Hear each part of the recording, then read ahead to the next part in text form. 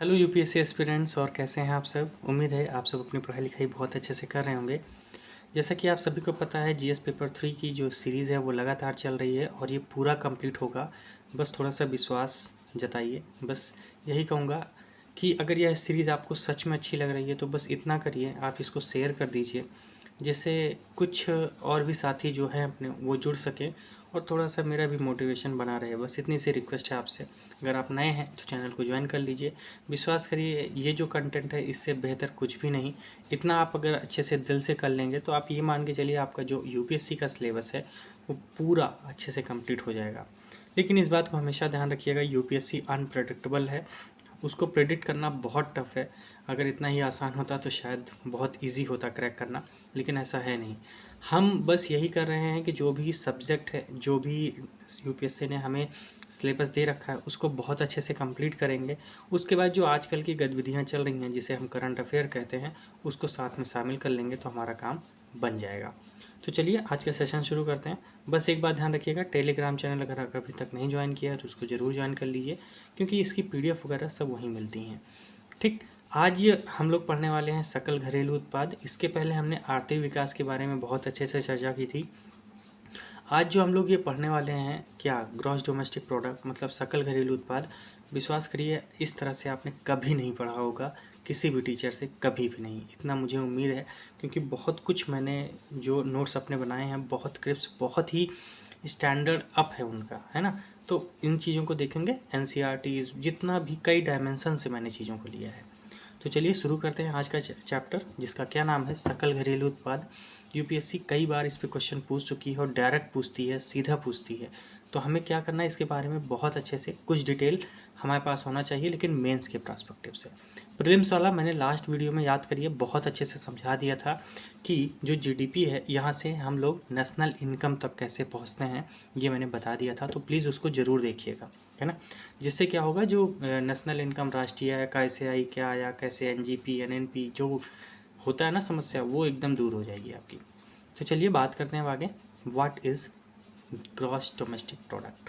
देखिए, एक वर्ष में एक राष्ट्र की सीमा के भीतर सभी अंतिम माल मतलब वस्तुएं जो अंत में बाजार में बिक रही हैं उस रेट पे, ठीक, अंतिम माल और सेवाएं का जो बाजार मूल्य है उसको ही हम क्या बोलते हैं, ग्रॉस डोमेस्टिक प्रोडक्ट। जितनी भी वस्तुएं एक साल के अंदर बनाई गई या उत्पादित की गई, चाहे वो सेवा हो या वस्तु हो, उसका अगर वैल्यूएशन कर लें उनके बाजार मूल्य पर, तो उसे ही हम क्या कहते हैं, ग्रॉस डोमेस्टिक प्रोडक्ट।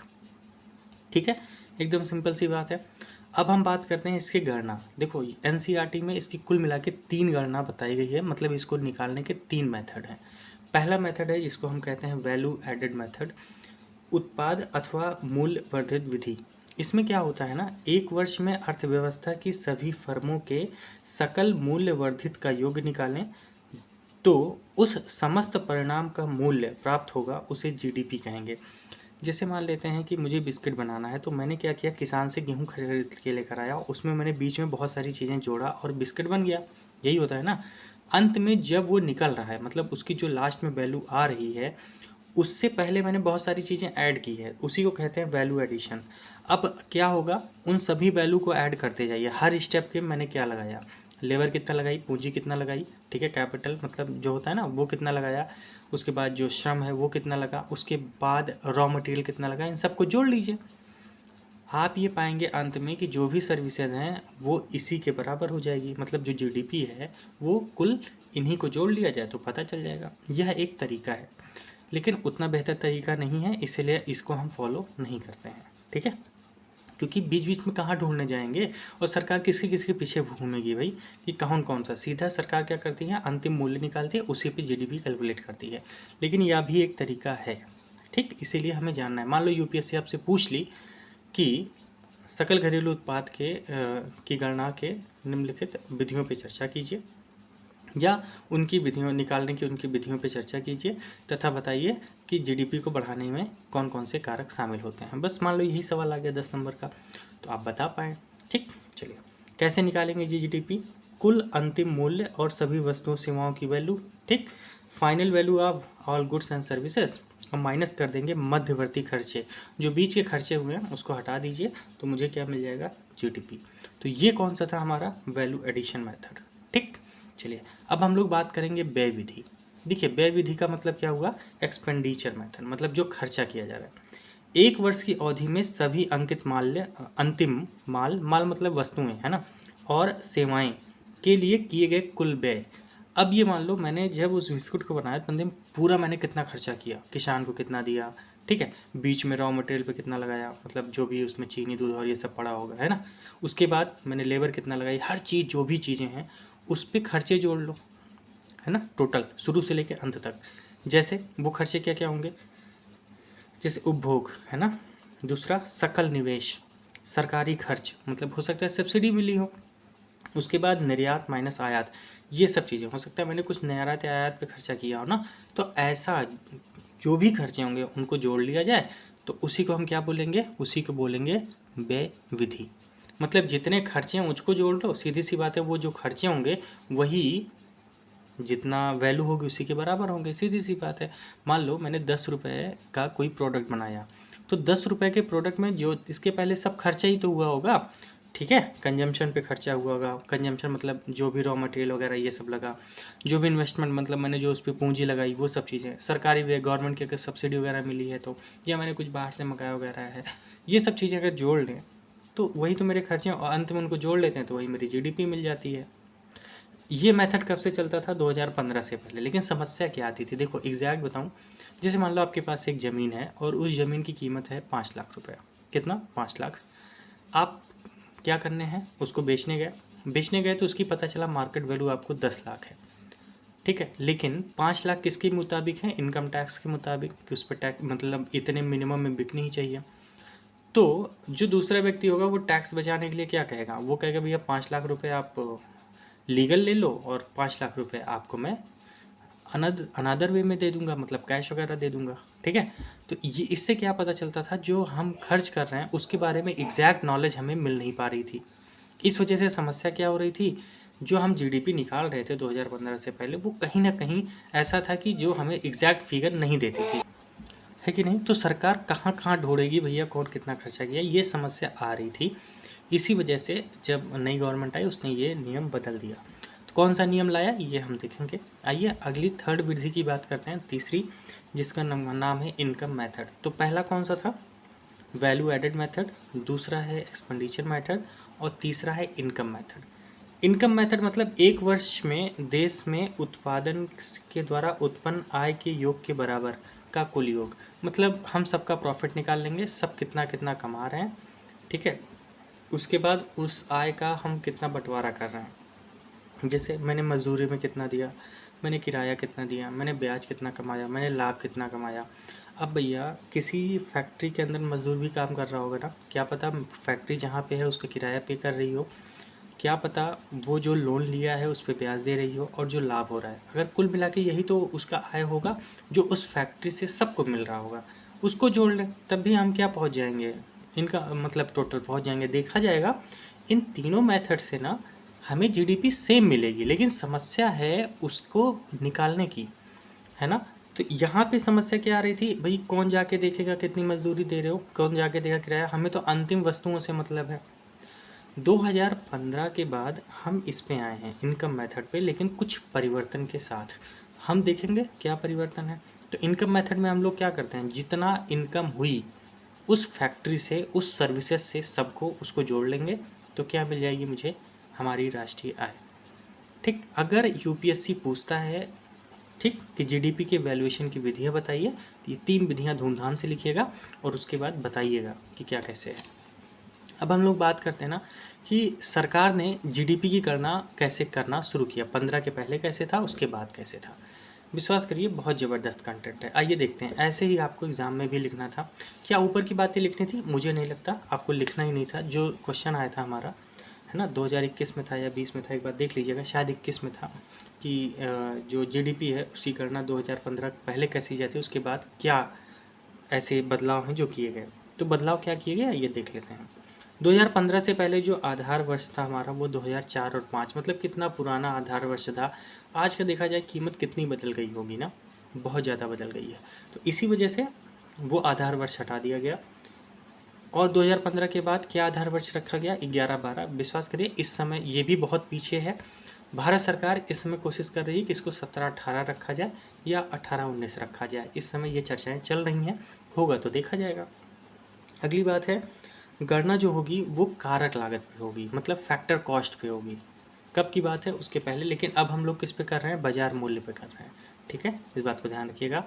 इसके पहले हम लोग औद्योगिक उत्पादन सूचकांक IIP, ठीक है, का उपयोग विनिर्माण और व्यापारिक गतिविधियों को मापने में करते थे कि हमारा सूचकांक कितना आगे जा रहा है, हम किस हिसाब से औद्योगिक में कितना विकास कर रहे हैं, इसका हम उपयोग करते थे। अब हमने नई क्या चीज़ लाई है, हम लाए हैं सकल मूल्य वर्धित, जिसे हम GVA कहते हैं, ग्रॉस वैल्यू एडेड के रूप में। जो GVA है इसके रूप में हम चीज़ों को लेकर आए और मूल्यांकित करने की एक अंतर्राष्ट्रीय प्रथा को अपनाया। ठीक, तो GVA क्या है, एक ग्रॉस वैल्यू एडेड है। ये अंतर्राष्ट्रीय प्रथा है जिसको हमने अपनाया है 2015 के बाद से। इस बात को ध्यान रखिएगा। ठीक, इसके पहले हम लोग IIP पे चलते थे, मतलब वहाँ से सूचकांक लेते थे और काम करते थे। लेकिन अब हमने क्या किया, भैया चुपचाप ग्रॉस वैल्यू एडेड निकालो। अभी मैं बताऊंगा कि ये होता क्या है। ठीक, चलिए आइए आगे देखते हैं। आगे 2015 के पहले IIP के साथ साथ उद्योगों का वार्षिक सर्वेक्षण का उपयोग करके अद्यतन किया जाता था। यह केवल उन फर्मों के लिए जिम्मेदार था जो कारखाने अधिनियम के तहत पंजीकृत थी। अब देखो, कारखाना अधिनियम में उसी को पंजीकृत होना आवश्यक था जिसके पास 10 से ज़्यादा लेबर होते थे। लेकिन जो 10 से कम यूनिट वाले हैं, मान लीजिए उनके पास 15 है, वो दिखा 10 ही रहे हैं, लेकिन वो काम तो कर रहे हैं, GDP में कुछ तो योगदान उनका हो रहा है, तो कहीं ना कहीं वो छूट जाते थे। तो इसीलिए सरकार ने कहा भैया हटाओ ये सब सिस्टम।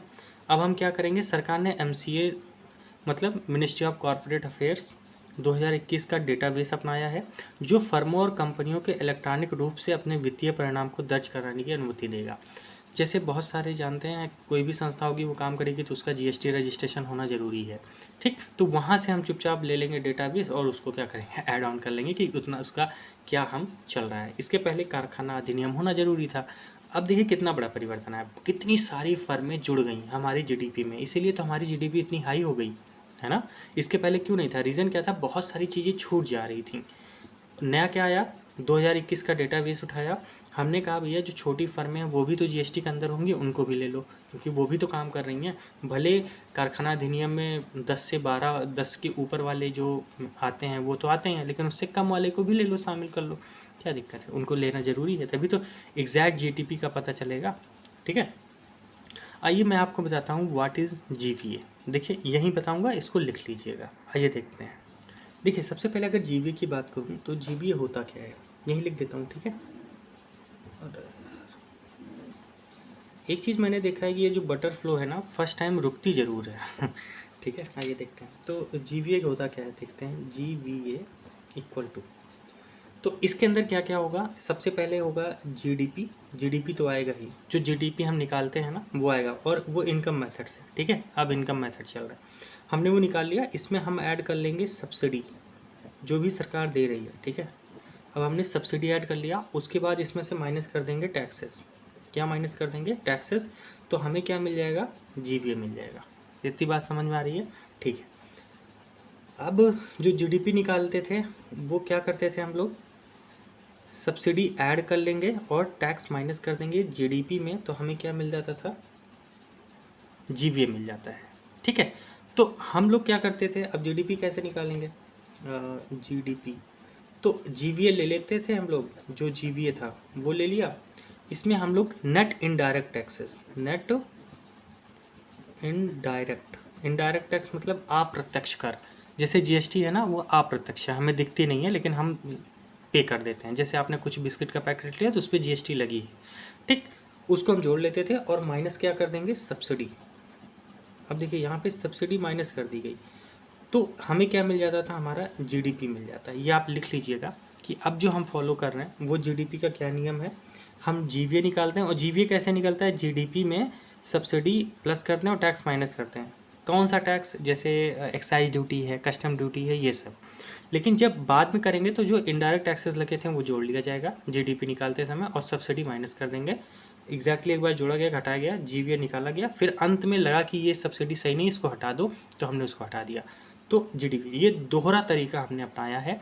ये कहीं ना कहीं किसकी बात है, आइए देखेंगे, अभी देखेंगे, बहुत अच्छे से आपको समझ में आएगा कि हमने ये क्यों अपनाया। ठीक, कौन सा, ये वाला तरीका। ठीक है, आइए समझेंगे। लेकिन अभी समझते हैं जीडीपी के प्रकार। देखिए, दो टाइप की जीडीपी होती है, एक होती है नॉमिनल जीडीपी और एक होती है रियल जीडीपी। रियल लाइफ में अच्छी कौन सी है, यही वाली, रियल वाली। नॉमिनल जीडीपी क्या होती है, जिसे नाम मात्र या नॉमिनल जीडीपी कहते हैं। देखो, एक वर्ष में उत्पादित वस्तुओं और सेवाओं के मूल्य की गणना बाजार मूल्यों पर प्राप्त हो तो उसे नॉमिनल जीडीपी कहते हैं। इसमें महंगाई की वैल्यू जुड़ी होती है। जैसे आज मान लेते हैं कि बिस्किट की कीमत है 10 रुपये, आने वाले 5 साल बाद, ठीक है, उसकी कीमत हो जाएगी 15 रुपये। तो ये जो महंगाई 5 रुपये बढ़ गई ना, वो अभी से जुड़ जाती है किसमें, नॉमिनल जीडीपी में। फिर से बताता हूँ, एग्जाम्पल भूल जाइए। दूसरा एग्जाम्पल लेता हूँ, जैसे 2015 में किसी बिस्किट की वैल्यू थी 10 रुपये, आज वो कितने के मिल रहा है, 15 रुपये। तो आज उसकी वैल्यू कितनी है, मार्केट वैल्यू कितनी है, बाजार की गणना, जो बाजार मूल्य है उसकी वैल्यू कितनी है, 15 रुपये। तो हम उसको जोड़ेंगे। लेकिन रियल जीडीपी में क्या होता है, वो 10 रुपये ही लेके चलते रहते हैं। रीज़न क्या होता है कि कभी भी वैल्यू घट सकती है, बढ़ सकती है। जैसे एक सिंपल सा एग्जांपल लेते हैं, आपने टमाटर लेने आप सब्जी मंडी गए, है ना। तो टमाटर का एग्जांपल क्यों, सुन तो लीजिए। टमाटर आप लेने गए सब्जी मंडी में, तो आपने देखा कि भैया कल जो टमाटर की वैल्यू थी 30 रुपये किलो, आज वो 25 रुपये किलो मिल रहा है। और 2 दिन बाद आप अगर आ गए तो आपको पता चला कि 40 रुपये किलो हो गया। तो हो क्या रहा है, इसमें रेट में बहुत ज़्यादा फ्लक्चुएशन है।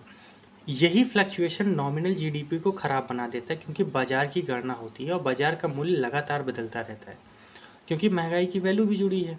इस वजह से क्या होता है कि हमें एक अस्थाई चाहिए, एक अस्थायित्व मतलब हमें एक आधार वर्ष चाहिए कि उस समय क्या लेवल था उसको लेते रहेंगे। बीच बीच में अगर कुछ बहुत ज़्यादा चेंजेस आ रहे हैं तो जोड़ेंगे, नहीं तो नहीं जोड़ेंगे। तो क्या है, 2011-12, ठीक है, ये आधार वर्ष हमने बनाया और स्थिर मूल्य पर हम नापते हैं। इसी को कहा जाता है रियल जीडीपी। ठीक, इस बात को ध्यान रखिएगा। तो अगर आपसे पूछे यूपीएससी जीडीपी के प्रकार, तो ये बता दीजिएगा। एक प्रकार का और क्वेश्चन यूपीएससी पूछी है, संभाव्य जीडीपी, है ना, संभाव्य सकल घरेलू उत्पाद। देखिए, संभाव्य का मतलब होता है संभावना। जैसे मैंने सोचा कि यार आने वाले समय में भारत की जीडीपी 5 ट्रिलियन हो जाएगी, ये संभाव्य है, मतलब मेरी संभावनाएं हैं कि इतना हम पहुंच जाएंगे। लेकिन क्या संभावनाएं हमेशा सही होती हैं? इसीलिए आधे बाद में यूपीएससी ने उस पर क्वेश्चन भी पूछा है कि इसके कारक क्या हैं और क्यों हम संभाव्य जीडीपी में को प्राप्त नहीं कर पा रहे हैं, उसकी चुनौतियां क्या हैं। देखिएगा, 2020 का सवाल है, एक बार जाके देखिएगा, जो मैंने बनाया था ना उसमें पहले वाले लेक्चर में क्वेश्चन दिए थे, उसमें था ये सवाल, जरूर देखिएगा। अब देखिए, संभाव्य सकल घरेलू उत्पाद क्या होता है। उत्पाद का वह स्तर जो किसी अर्थव्यवस्था में निरंतर मुद्रास्फीति दर पर उत्पादन कर सकती है। मतलब जो भी महंगाई चल रही है ना, उसको देखते हुए लगातार लगातार निरंतर उसको उत्पादन कर सकती है कि भैया जो भी महंगाई दर है कोई दिक्कत नहीं है, हम अपना घटाएंगे नहीं, बढ़ता रहेगा मामला। और क्योंकि हमारी सोच होती है ना, अभी हम 7%, 8% पा रहे हैं तो आगे 10% पाएंगे। ये क्या है, ये संभाव्य है। लेकिन ये हमेशा सही नहीं होता, सीधी सी बात है। अर्थात भविष्य में जीडीपी का निर्धारण आज की स्थिति को लेकर जो पाया जा सकता है, आज की स्थिति जो है उसको मानते हुए कि अगर हाँ आज हम 7% है तो भविष्य में 10% का करेंगे, इसे कहते हैं संभाव्य जीडीपी। जैसे भारत का 5 ट्रिलियन जो इकॉनमी है वहाँ पहुँचने का, जो जीडीपी हमारी है 5 ट्रिलियन पहुँच जाए, जीडीपी का सपना 2025 तक, ये क्या है, संभाव्य जीडीपी है। ठीक, अब जो जीडीपी है ना उसको नापते कैसे हैं, आइए देखते हैं। देखो, जीडीपी का पैमाना, देखिए ये है ना, ये आप भौकाल बनाने के लिए कहते हैं ना कि यार यूपीएससी की तैयारी कर रहे हैं तो कुछ एडिशनल बताओ, क्या पता है जीडीपी के बारे में, तो ये बताइएगा। और आप लिख देंगे एग्ज़ाम में तो विश्वास करिए आपसे बेहतर तो कोई नहीं है। अगर जीडीपी के पैमाना या उसके प्रकार या कुछ भी पूछता है यूपीएससी, तो कोशिश करिए ये कहीं ना कहीं इंट्रोड्यूस कर दीजिए। या सबसे अच्छा तरीका क्या है, इसको आप इसको मतलब आपके इंट्रोडक्शन में आना चाहिए। देखिए, जीडीपी पैमाने का अंतर्राष्ट्रीय मानक book system of national accounts 1993 में तय किया गया। तो इसका एक सिस्टम बनाया गया, उसका नाम था क्या, सिस्टम ऑफ नेशनल अकाउंट्स। 1993 में अंतर्राष्ट्रीय मानक है। ठीक है, इसे SNA 93 के नाम से जाना जाता है। इसे अंतर्राष्ट्रीय मुद्रा कोष, जिसे आप इंटरनेशनल मॉनेटरी फंड IMF कहते हैं, यूरोपीय संघ, आर्थिक सहयोग एवं विकास संगठन OECD, संयुक्त राष्ट्र यूनाइटेड नेशन और वर्ल्ड बैंक के प्रतिनिधियों ने तैयार किया है। मतलब ये सभी प्रतिनिधि मिलके एक पैमाना तैयार किए भैया, इस पैमाने पे पूरे देश की GDP निकालेंगे, तभी तो गणना कर पाएंगे कौन सा देश गरीब है, कौन सा अमीर है, कौन सा मध्यम एरिया है, तभी तो गणना कर पाएंगे। अगर सब अपने मन से निकालेंगे तो समस्या आएगी। तो ये पैमाना बनाया गया जिसका क्या नाम है, SNA 93। ठीक है, भारत में जो GDP की गणना होती है वो तिमाही दर तिमाही होती है। हर तिमाही के बाद आप देखते होंगे GDP की ग्रोथ रेट आपके सामने आती है कि किस तेज़ी से हम आगे बढ़ रहे हैं। ठीक है, तो इस बात को ध्यान रखिएगा भारत में। अब ये इंट्रोडक्शन में आप डाल दिए ना, तो विश्वास करिए ज़बरदस्त आपको मिलेगा। और ये चीज़ें आप ढूंढ लीजिए, देखता हूँ कहीं नहीं मिलेगा, है ना, कहीं नहीं मिलेगा। विश्वास करिए, बहुत खोजते हुए ये सब चीज़ें आती हैं। तो प्लीज़ थोड़ा सा कंटेंट की इज्जत करिए। ठीक है, जो भी चीज़ दे रहा हूँ आप अगर इसको अच्छे से 2-3 बार पढ़ ले गए तो GDP का कोई भी क्वेश्चन आएगा, कोई भी, मैं कह रहा हूँ A to Z, है ना, कुछ भी, बस आर्थिक सर्वेक्षण को जोड़ के लिख दीजिएगा। कहीं नंबर कट जाए तो कहिएगा। देखिए इसमें मैंने IIP को जोड़ दिया, मिनिस्ट्री ऑफ कॉरपोरेट अफेयर्स के 2021 के डेटाबेस को जोड़ दिया। ठीक है, उसके बाद GVA को ले आए, नॉमिनल GDP, रियल GDP को ले आए, उसके बाद विश्व को जोड़ दिया। और क्या चाहते हो, है ना, और क्या चाहते हो। चलिए अब आगे हम लोग बात करते हैं कि भारत में भारत को जो संभावित, मतलब जो संभाव्य GDP है, सकल घरेलू उत्पाद है, उसको साकार करने के निर्धारक क्या है, उसको वो कैसे पा सकता है। जैसे मैंने माना कि मुझे 5 ट्रिलियन इकॉनमी 2025 में चाहिए, तो उसके निर्धारक क्या है, क्या क्या चीज़ें हमारे पास होनी चाहिए जिससे हम आराम से उस चीज़ को पा जाएं। तो सबसे पहला क्या है, पूंजीगत स्टॉक। मेरे पास पूंजी अच्छी होनी चाहिए, मतलब मेरे पास FDI, है ना, निवेश होना चाहिए अच्छा खासा, जिससे मेरे पास क्या हो, किसी भी समाज में या किसी भी संस्था को कोई कमजोरी आए तो हम क्या करें, उसको पुनर्जागृत कर सकें।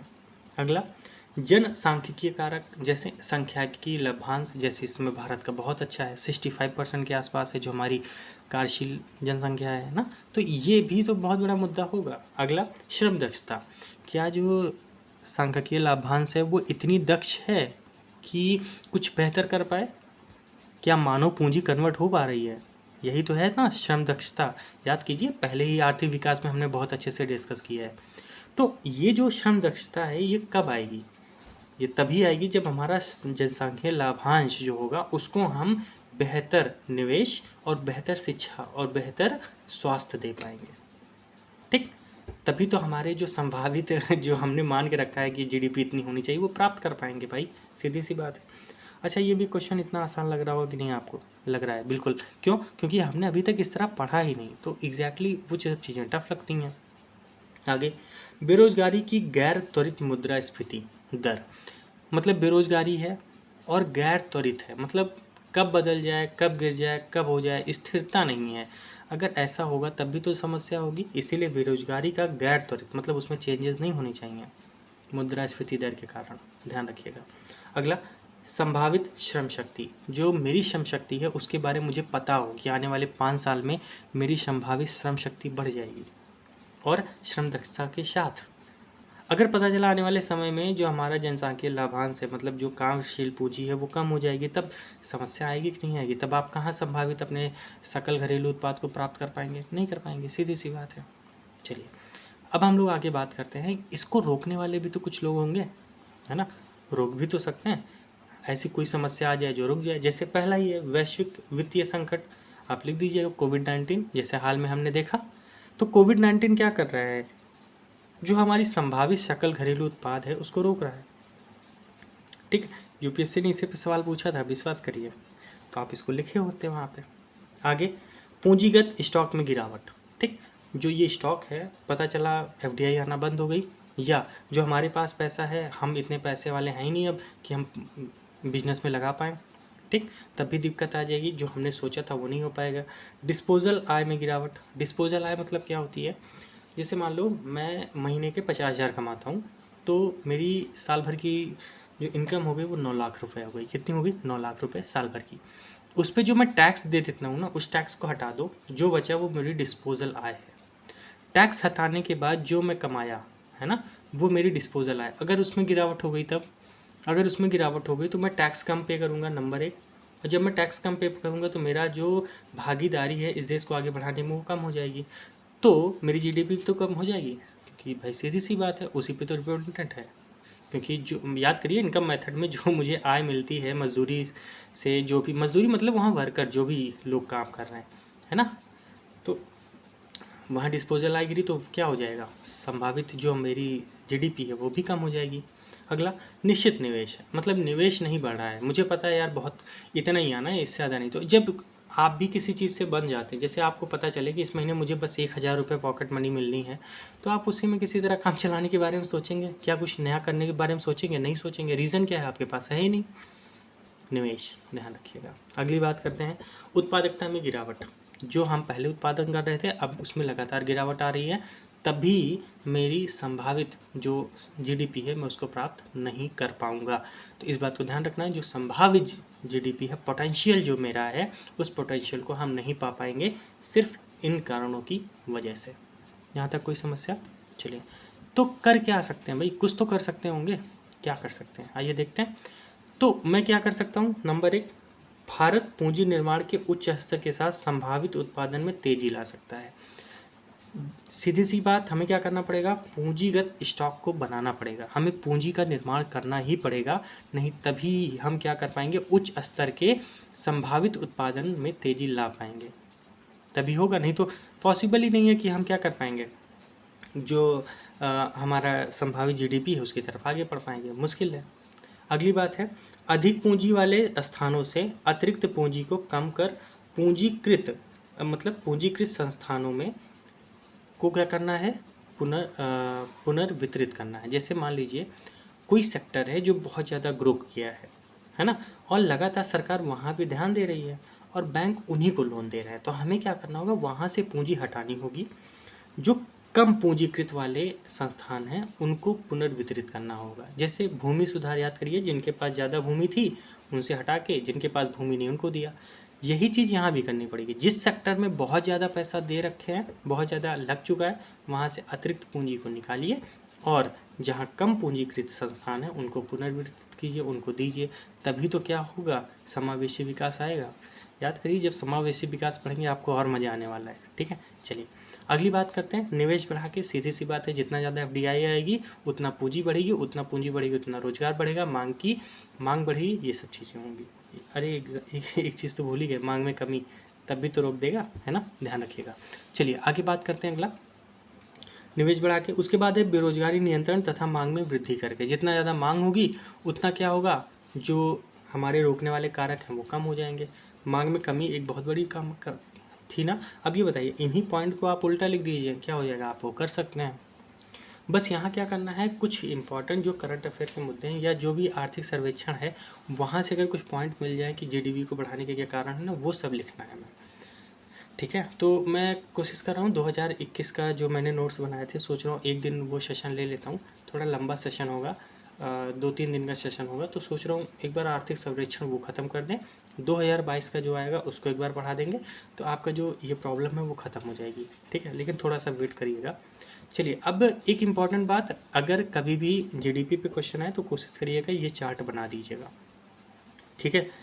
तो संभावित जीडीपी का आया था तो वहाँ पे इसको बनाना ज़रूरी था, अगर नहीं पता है तो कोई बात नहीं, अभी देखते हैं क्या कैसे है और आप इसका यूज कर सकते हैं। जैसे संभावित होता है तो हम क्या करते हैं, एक बार में चीज़ों को सोचते हैं, यार मुझे यहाँ से यहाँ जाना है, सोचते हो कि नहीं सोचते हो, बताओ। आपने सोचा कि यूपीएससी के 8 से 10 महीने बचे हैं, एकदम ऐसे ही सीधा रहेगा आपका, एकदम जो भी बनता है ना आपका वो टाइम टेबल कहते हैं, एकदम स्ट्रेट, तो ऐसे ही संभावित जीडीपी है, एकदम स्ट्रेट बनेगा, भैया मुझे वो टारगेट चाहिए। लेकिन जब रियल में आप चलते हैं तो ऐसे लखड़ा के चल रहे हैं, तो वो ये क्या हो गया, रियल जीडीपी हो जाएगी। तो इसके कुल 4 फ्रेजेस माने गए हैं, तो अर्थव्यवस्था के चक्र के 4 चरण। तो जो पहला चरण क्या होगा, आपने आज टाइम टेबल बनाया तो आप फर्स्ट मूवमेंट में एकदम ज़बरदस्त आगे बढ़ेंगे, तो धनात्मक वृद्धि होगी ज़बरदस्त। लेकिन कुछ दिन मेहनत करने के बाद यार थोड़ा सा रेस्ट चाहिए, 1-2 दिन, क्या पता इसका डिस्टर्बेंस हुआ तो आप कहाँ जाएंगे, ऋणात्मक हो जाएंगे। लेकिन ज़्यादा ऋणात्मक होने लगे फिर आप सोचें नहीं यार कुछ भी करना है, मेहनत तो करनी है, नहीं तो मामला गड़बड़ा जाएगा, तो आपने क्या किया, उस ऋणात्मक को वृद्धि में कन्वर्ट करने लगे। अब यहाँ से आपने इंक्रीजिंग ले लिया, देखिए धीरे धीरे उठने लगा। लेकिन एक समय आया जो ऋणात्मक हो रहा था अब उसमें कमी होने लगी, देखिए वो बढ़ने लगा, है ना। मतलब सबसे पहले बढ़े फिर कम होने लगा, जो अब ज़्यादा कम होने लगा उसमें मैंने वृद्धि की, लेकिन अब पता चला जो कम हो रहा था वो कम होने लगा, मतलब उसमें ज़्यादा होने लगा। ठीक है, मतलब जो कम था ऋणात्मक था अब उसमें क्या हुई, कमी होने लगी, मतलब वो वृद्धि होने लगी। ठीक, तो ये 4 चरण थे और आगे चल के देखिए फिर वही स्टेज आएगी, ऐसे ऐसे फिर चलता रहेगा। लेकिन यही 4 चरण हमेशा हमें अपने अर्थव्यवस्था के चक्र में देखने को मिलेंगे। तो अगर जीडीपी पे क्वेश्चन आए या कारक पे क्वेश्चन आए कि क्या संभावनाएं हैं, क्यों हम नहीं पा रहे हैं, तो ये बता दीजिएगा। सोचते तो बहुत है लेकिन जब चलते हैं तो ये कंडीशन आ जाती है। ठीक, तो ऐसे करके आप क्या कर सकते हैं, अपने उत्तर को फ्रेम कर सकते हैं और बहुत अच्छे से क्या कर सकते हैं, उत्तर को लिख सकते हैं। थोड़े से करंट अफेयर के ज़बरदस्त तड़का मार दें तो क्या लगेगा, लगेगा ना कि हाँ जीडीपी अच्छे से तैयार हो गई। तो कुल मिला के ना जीडीपी यही एक पेज का है। अब देखिए मैंने लगभग 2-3 पेज में पूरा जीडीपी खत्म कर दिया, सकल घरेलू उत्पाद।